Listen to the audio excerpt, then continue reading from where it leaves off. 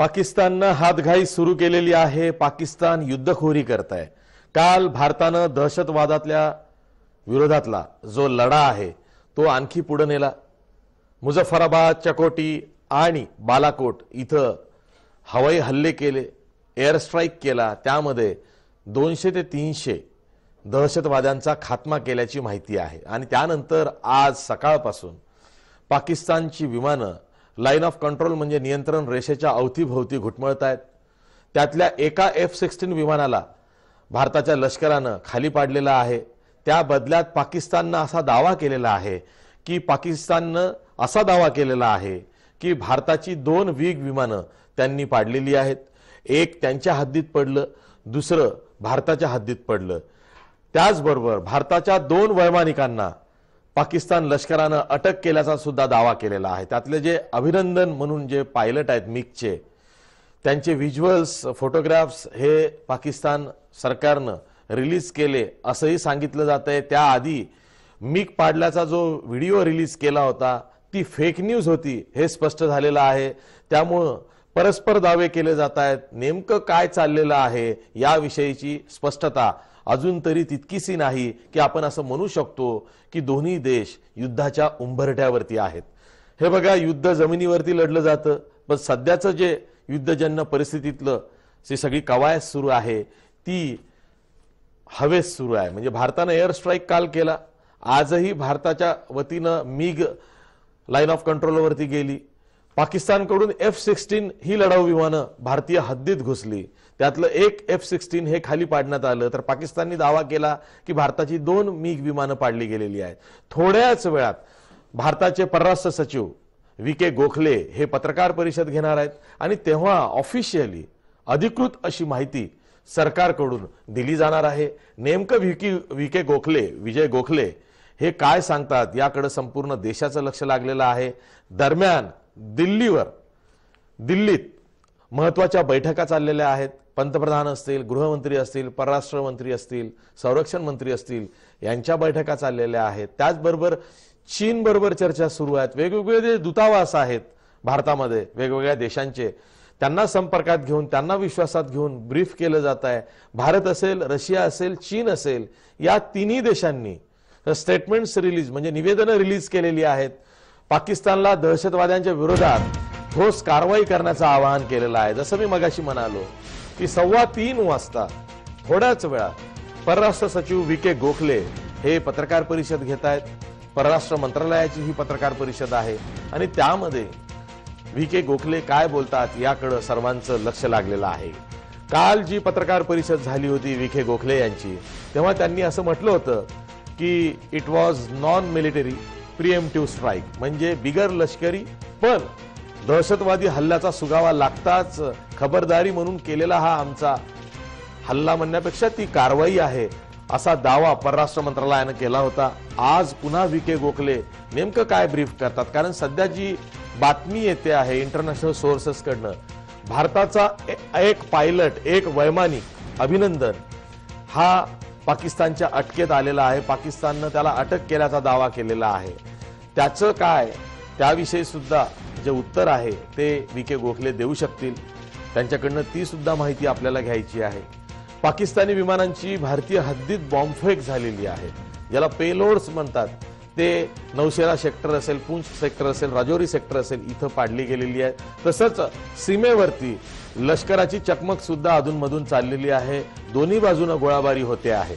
अशा वेळी उच्चस्तरीय बैठका तिन्ही दलाच्या, संरक्षण खात्याच्या अंतर्गत जे तिन्ही दलं येतात म्हणजे आर्मी, लष्कर, पायदळ ज्याला आपण म्हणतो, नौसेना, हवाई दल, या तिन्ही दलांच्या प्रमुखांच्या बैठका चाललेल्या आहेत। परराष्ट्र मंत्रालयाची बैठक चाललेली आहे आणि त्यानंतर परराष्ट्र सचिव हे पत्रकार परिषद घेऊन नेमकं सांगणार आहे की भारताचं सध्याचं स्टेटस काय आहे, भारत खरंच पाकिस्तानच्या युद्धखोरीला उत्तर देणार आहे किंवा नाही, किंवा पाकिस्ताननं जे एअर व्हायलेशन केलेलं आहे, जे इंटरनॅशनल बाउंड्रीजचं व्हायलेशन केलेलं आहे, ज्याला आपण आंतरराष्ट्रीय सीमांचं उल्लंघन म्हणतो, ते केलेलं आहे, तर त्या बदल्यात भारताचं प्रत्युत्तर काय असणार आहे, अशा अनेक प्रश्नांची उत्तरं VK गोखले यांच्या पत्रकार परिषदेमधून आपल्याला मिळणार आहेत। दरम्यान आपण चर्चा करणार आहोत आपल्या सोबत आपल्या स्टुडिओमध्ये कर्नल राजन फडके आहेत, त्याचबरोबर आपल्यासोबत काँग्रेसचे नेते संजय लाखे पाटील आहेत, तसंच आपल्यासोबत पुण्याहून ज्येष्ठ पत्रकार अभय टिळक सुद्धा आहेत. मी सुरुवातीला कर्नल राजन फडके यांच्याकडे जातो, कारण राजन फडके यांची अख्खी हयात ही जम्मू काश्मीरच्या सीमांवरती गेलेली आहे. नौशेरा असेल, पूंछ असेल, उरी असेल, या सर्व भागांमध्ये ते राहिलेले आहेत. त्यांनी वेगवेगळ्या ऑपरेशन्समध्ये भाग घेतलेला आहे. कर्नल राजन फडके, आम्ही लहानपणापासून हे वाचत आलो की युद्ध जमिनीवरती खेळली जातात. आपलं राष्ट्र किंवा आपलं सैन्य हे शत्रू राष्ट्रावरती आक्रमण करतं, आपलं सैन्य कूच करून जातं किंवा चढाई करतं. पण आता सध्या जे चाललेलं आहे हे सगळं हवेतलं युद्ध चाललेलं आहे. याला युद्ध म्हणावं की नाही असा प्रश्न आहे, पण युद्धजन्य परिस्थिती आहे. युद्धजन्य परिस्थिती आहे, पण युद्ध होईलच असं नाही. कारण एअरफोर्स वापरण्याला, म्हणजे ऍक्च्युली एअरफोर्स आपण 71ला यशस्वीरित्या वापरला होता. कारण एअरफोर्स ही फार एक एअरक्राफ्ट म्हणजे फार महागडी गोष्ट आहे. तर आपण राष्ट्र आपलं हे असल्यामुळं आर्थिकदृष्ट्या आपण ते जपून जपून वापरत होतो. 65ला तर अजिबात फार कमीच वापरलं गेलं, 62ला 0, 71ला आपण चांगल्या रीतीने वापरलं गेलं, नंतर कारगिलला वापरलं गेलं हे मिराजेस. आणि आता आपण एअरफोर्समध्ये सगळी मिराज, जॅग्वार, SU-30, सुखोई ही सगळी विमानं आपल्याकडे सर्व आपल्या शस्त्रास्त्रात आहेत. आणि आपण एक एअरफोर्स बलाढ्य राष्ट्र झालेलो आहे असं म्हणायला काय हरकत नाही. आणि एअरफोर्स वापरण्याची पण आपल्याला कला आलेली आहे, कारण ही एक कला आहे. आणि कारण त्याला we call it third dimensional war, म्हणजे एक जमिनीवरती आणि पाण्यावरती 2 डायमेन्शन्स होतात. तिसरी ही हवाई जहाजाची जी कारवाई आहे ती 3 डायमेन्शनल आहे. आणि ही फार पेनिट्रेशन करणारी, म्हणजे फार शत्रूच्या राष्ट्रात फार दूरवर हल्ला मार असतो ह्यांचा. आर्मी एका रात्रीत 10, 12, 20 किलोमीटर जाऊन अटॅक करून परत येऊ शकते, त्याच्यापेक्षा जास्त. कारण 40 किलोमीटर्स टर्न अराउंड मध्ये आपल्याला करू शकतो. पण ही विमानं एकदा सुटली, सुसाट सुटली विमानतळावरनं, ते 200 आतपर्यंत अगदी व्हायटल इन्स्टॉलेशन्सना बॉम्बार्ड करून येऊ शकतात. आणि त्याचा सपोर्ट ग्राउंड फोर्सेसना होतो. म्हणजे आपण बघितलं असेल ते मध्ये एक पिक्चर आलं होतं बॉर्डर, त्याच्यामध्ये ती विमानतळ. आणि त्यावेळेस सुद्धा एक गोष्ट होती की रात्री विमाने हल्ला व्हायचा नाही, कारण नाईट विजन कॅपेबिलिटी नव्हती. पण आता आपल्याला कडे नाईट विजन कॅपेबिलिटी एवढी आलेली आहे की याचं उदाहरण म्हणजे आपला परवा दिवशी झालेला मिराजचा अटॅक. याला युद्ध की हे नाही, पण आपण त्यांची सैनिकांना मारलेलं नाहीये, नागरिकांवरती हल्ला नाही, हा फक्त दहशतवादी कॅम्प्सवरती हल्ला आहे. आणि हे दहशतवादी कॅम्प्स यांच्या आर्मीच्या लोकेशनच्या जवळ असतात. पण त्याच्यातनं त्याची काय हानी झाली असेल तर ते आपण पत्करायला पाहिजे. म्हणजे त्यांनी पाकिस्तानने पत्करायला पाहिजे की सैन्याच्या तळाबरोबर तुम्ही जर दहशतवादी ठिकाणं ठेवली तर मग त्यातनं काहीतरी इजा त्यांनाही पोहोचते. तर युद्ध जन्य परिस्थिती आहे, पण आम्हाला नाही वाटत युद्ध होईल, कारण हे आपल्यालाही परवडणारं नाही आर्थिकदृष्ट्या. अमेरिका, चीन यांच्याही तशाच प्रतिक्रिया येतात की युद्ध करू नका, नाहीतर मग चीननी ओपन सपोर्ट दिला असता. पण चीन त्यांना थांबवते. अमेरिकन्सनी काही केलं असतं, पण अमेरिकन्स पण त्यांना धमक्या देतात की तुम्ही आपला दहशतवाद नष्ट करा, नंतर पुढचे हे करा. तर ह्या परिस्थितीत युद्ध 2 राष्ट्रांचं होतं, पण सगळी जी इंटरनॅशनल कम्युनिटी आहे, ती आंतरराष्ट्रीय समुदाय, त्यांच्यावरती पण परिणाम होतो. त्याच्यामुळे एका दृष्टीने त्यांचा ओके असावा लागतो, पण त्यांचं आता सध्या काही तसं दिसत नाही. अगदी बरोबर आहे. आपल्यासोबत अभय टिळक सुद्धा आहेत. अभय टिळक, पाकिस्तान गोंधळात सापडलेला आहे. म्हणजे भारतानं दहशतवादाविरोधातला लढा पुकारलेला आहे, दहशतवादी तळांवरती काल हल्ला केलेला आहे. पाकिस्तान हा भारताचा हमला त्यांच्या स्वतःवरती घेतो आहे आणि भारतीय लष्करी तळावरती पाककडून F-16चा मारा करतो आहे. पाकिस्तानात गोंधळाची स्थिती दिसते तुम्हाला?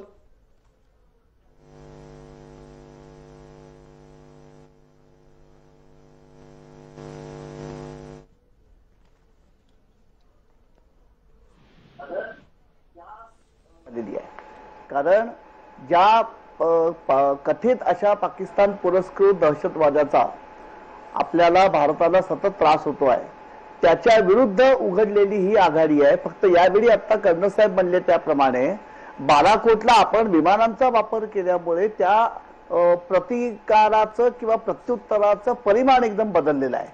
पण मुळामध्ये पाकिस्तानी भूमीचा आश्रय घेऊन भारताविरुद्ध दहशतवादी कारवाया करणाऱ्या शक्तींचा बंदोबस्त करण्यासाठी ही भारताने कारवाई केली.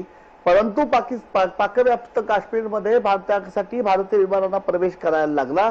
पर्यायाने भारतीय विमानांचं पाकिस्तानच्या हवाई हद्दीत झालेलं उल्लंघन आहे आणि म्हणून काहीतरी आपल्याला एक देश म्हणून किंवा राजकीय नेतृत्व म्हणून त्याचा प्रत्यवाय करायला पाहिजे, प्रतिवाद केला पाहिजे. हा जो दबाव पाकिस्तानच्या राज्यकर्त्यांवरती आहे त्यातून ही कोंडी झालेली आहे की मुळात ही कारवाई भारताने पाकिस्तानी नागरिक किंवा पाकिस्तानी लष्कर यांच्या विरुद्ध केलेली नाही, त्यामुळे अधिकृतरित्या तिचा प्रतिवाद करता येत नाही. त्याच वेळी हवाई हद्दीचा भंग झाल्यामुळे आपल्या देशाच्या हवाई हद्दीमध्ये शेजारच्या राष्ट्राचं विमान येऊन सुखनैव परत जातं, याचा तिथल्या जनतेच्या मानसिकतेवरती जो परिणाम होईल त्याचा दबाव कुठतरी तिथल्या सरकारवरती येणार. ही जी कोंडी आहे या कोंडीमुळे मला असं वाटतं पाकिस्तान अडचणी सापडलेला आहे आणि माझ्या दृष्टीने ही अधिक चिंतेची बाब आहे. कारण कोंडीमध्ये सापडलेला कोणताही जीव किंवा म्हणजे मनुष्य किंवा अगदी प्राणी सुद्धा हा खूप अतार्किक पद्धतीने ते प्रतिसाद देतो. म्हणजे एकदा आपण कोंडीत सापडलोय आणि त्यामुळे आपल्याला आता सुटकेचे मार्ग नाहीयेत असं म्हटल्यानंतर कुठलंही आततायी कृत्य घडण्याची अशा व्यक्तीकडून किंवा अशा संस्थेकडून किंवा अशा देशाकडून शक्यता जास्ती असते. म्हणून माझ्या दृष्टीने सध्या सगळ्यात संवेदनशील बाब ती आहे की ह्या कोंडीतनं काही आतताईपणा पाकिस्तानच्याकडनं किंवा पाकिस्तानच्या मागून किंवा पाकिस्तानचं बाहुलं पुढे करून अन्य शक्तींनी काही आततायी कृत्य करायला त्या देशांना भाग पाडू नये, ही सध्याची मला असं वाटतं सगळ्यांच्या दृष्टीने चिंतेची बाब आहे.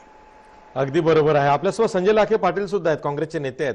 Sanjay Lakhe Patil, claims counter claims, आरोप प्रत्यारोप हे दोन्ही राष्ट्रांकडून सुरू आहे असं म्हणायला काही हरकत नाही. कारण आपण अशा शतकामध्ये वावरतो आहोत तेव्हा प्रत्येक गोष्ट आपल्या हिताची, मग ते राष्ट्रहित कशा पद्धतीचं आहे. खरंच आपल्याला युद्ध हवं आहे का, युद्ध नको आहे का, आपल्याला आत्मसन्मान आहे का, आपल्याला सन्मान आहे का, अशा पातळींपर्यंत ही चर्चा येते. पण जे क्लेम्स काउंटर क्लेम्स सुरू आहेत म्हणजे पाकिस्ताननी असा क्लेम केलेला आहे, दावा केलेला आहे की एक भारतीय वैमानिक मिग विमान चालवत होता आणि पाकिस्तानच्या हद्दीत गेला, त्याला त्यांनी अटक केलेली आहे. त्याचा जो बिल्ला नंबर आहे तो सुद्धा तो सांगतोय, तसा व्हिडिओ रिलीज केला असा दावा त्यांनी केलेला आहे. आणि त्या पार्श्वभूमीवरती आपण कालचा एअर स्ट्राईक आणि आज पाकिस्तानची कारवाई याकडे कसं बघता? मुळामध्ये भारताला युद्ध हवं किंवा नको हा वेगळा भाग आहे. आज जी काय भारताची यामध्ये मानसिकता आहे भारतीय जनमानसाची आणि संपूर्ण राजकीय पक्षाची, ही अतिरेक्याच्या विरोधामध्ये अतिरेक्याला पाकिस्तान जो सातत्यानं पाठिंबा देत आहे आणि प्रत्यक्ष युद्ध न करता भारताला कमजोर करण्याचा प्रयत्न करत आहे, त्याच्या विरुद्ध भारताचं सरकार, भारतातील विरोधी पक्ष आणि काँग्रेस पक्ष त्याच्याबरोबर आहे. काँग्रेसनं सातत्यानं या प्रकरणामध्ये धर्मराजाची भूमिका घेतलेली आहे आणि काँग्रेस पक्ष संपूर्णपणे यामध्ये सरकार बरोबर आहे. धर्मराजाने ज्या पद्धतीने सांगितलं होतं 100 का 5 हे आपण आपल्यात बघू, पण दुसऱ्या विरुद्ध लढताना आपण 105 आहोत आणि हीच भूमिका माननीय राहुलजी गांधी आणि काँग्रेस पक्षाने घेतलेली आहे. संपूर्णपणे काँग्रेस पक्ष सरकार बरोबर या युद्धासाठी आहे. हे युद्ध होईल किंवा नाही, आज जसं सरनी सांगितलं, नेव्ही, आर्मी आणि एअरफोर्स हे सोडून मीडिया हे सगळ्यात मोठं युद्धाचं माध्यम झालंय. पाकिस्तानचा मीडिया असेल किंवा भारताचा मीडिया असेल, माझी नम्र विनंती आहे यांनी थोडं संयम पाळला पाहिजे. युद्ध जोर जास्तीत जास्त वाढवला नाही पाहिजे, कारण हे दोन्ही राष्ट्राच्या हिताचं नाहीये युद्ध होणं. भारताची जी भूमिका आहे ती अतिरेक्यापुरती आहे. आज जगाभर प्रत्येक देश अतिरेकापासून आणि पाकिस्तान स्पॉन्सर जे अतिरेकी आहेत, जैश ए मोहम्मद असेल, लष्कर ए तोयबा असेल किंवा त्याचे जे सगळे अतिरेकी आहेत, यापासून फक्त भारतालाच धोका नाही. चीनमध्ये ते जात आहेत, फ्रान्समध्ये ते गेलेत, ऑस्ट्रेलियामध्ये गेलेत, अमेरिकेमध्ये त्यांनी मोठा हल्ला केलाय. म्हणून जगाचे दहशतवादी निर्माण करण्याची, मदर ऑफ दहशतवादी ज्याला म्हणतो, याचे मदरसे जे आहेत किंवा याच्या ज्या शाळा आहेत ह्या सगळ्या पाकिस्तान बरोबर चालवल्या जातात. आणि भारताची जी भूमिका आहे ती त्यासाठी आहे. भारताची लढाई ही जमीन घेण्यासाठी नाहीये. पाकिस्तानची 1 इंच भरी जमीन भारताला घ्यायची आहे का, तर तसं काही प्रकार नाही. पण तू निश्चितच पाकिस्तान मधला प्रत्येक अतिरेकी एलिमिनेटेड झाला पाहिजे, ही भारताची भूमिका आहे. आणि जगाचीही तीच भूमिका आहे आज, की पाकिस्तानमध्ये अतिरेकी जिवंत नाही राहायला पाहिजे.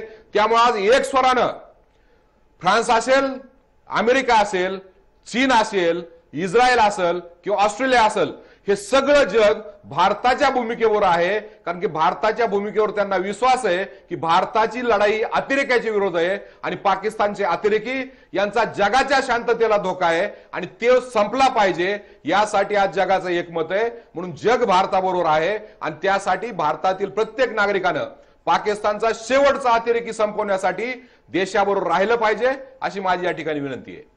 अगदी बरोबर आहे. आत्ताच इंडियन एअरफोर्सने म्हणजे हवाई दलाकडनं असं सांगण्यात येतंय, असे रिपोर्ट्स आहेत की जे अभिनंदन आहेत मिगचे पायलट हे सकाळी सॉर्टी घेऊन म्हणजे स्वारी करून पाकिस्तानच्या दिशेने गेले, पण अजूनही परत आलेले नाहीत. आणि त्याचवेळी पाकिस्तानकडून असा दावा केला जातोय की अभिनंदन यांना अटक करण्यात आलेली आहे. त्यांना ते प्रेझेंट सुद्धा मीडियासमोर, इंटरनॅशनल मीडियासमोर करणार आहेत. तसा व्हिडिओ सुद्धा अभिनंदन स्वतः बोलतायत की आपण विंग कमांडर आहोत इंडियन एअरफोर्सचे आणि आपला जो सर्व्हिस क्रमांक हा आहे, असा एक व्हिडिओ सध्या पाकिस्तानकडून रिलीज केला गेलेला आहे. नेमकं कोणत्या वळणावरती सध्याची परिस्थिती आलेली आहे हे आपल्याला स्पष्ट होईल जेव्हा परराष्ट्र सचिव VK गोखले हे पत्रकार परिषद घेतील. थोड्याच वेळात त्यांची पत्रकार परिषद दिल्लीमध्ये सुरू होते आहे. तेव्हा ऑफिशियली भारत सरकारकडून स्टेटमेंट्स रिलीज केली जाणार आहेत. ते काय बोलतात याकडे संपूर्ण देशाचं लक्ष लागलेलं आहे. आपण एक ब्रेक घेणार आहोत. ब्रेक नंतर सुद्धा ही चर्चा आपण अशी सुरू ठेवणार आहोत. आधी ब्रेक घेऊया, परत आपण चर्चा करणार आहोत.